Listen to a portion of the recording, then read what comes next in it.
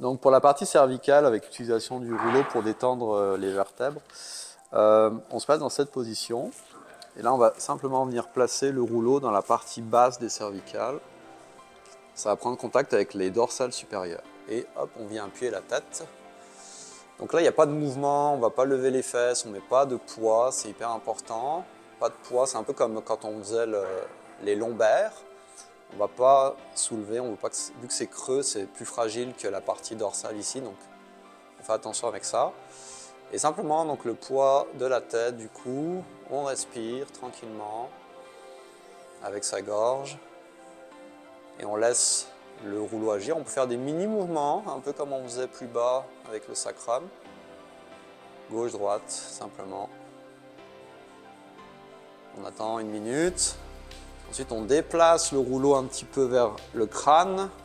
Donc, il va prendre contact cette fois-ci plus avec la partie basse du crâne et les cervicales supérieures. Et je peux tourner.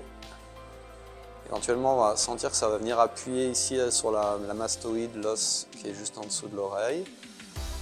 C'est bon pour dégager le nerf vague, entre autres. Si on voit qu'il y a un côté qui est un petit peu plus raide, douloureux, on peut rester dessus et respirer profondément.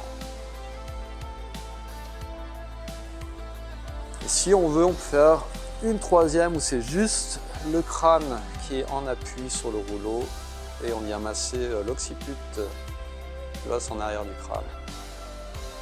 Ça fait beaucoup de bien, c'est là qu'il y a les attaches des trapèzes aussi, trapèze supérieur. Donc ça peut être très bien pour relâcher les tensions dans le cou. Et voilà.